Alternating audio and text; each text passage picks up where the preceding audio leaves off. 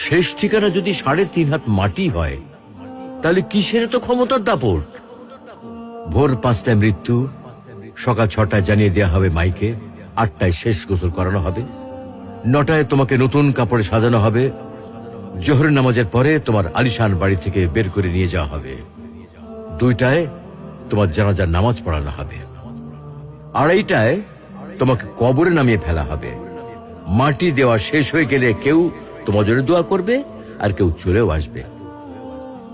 এই তো জীবনের শেষ আয়োজন।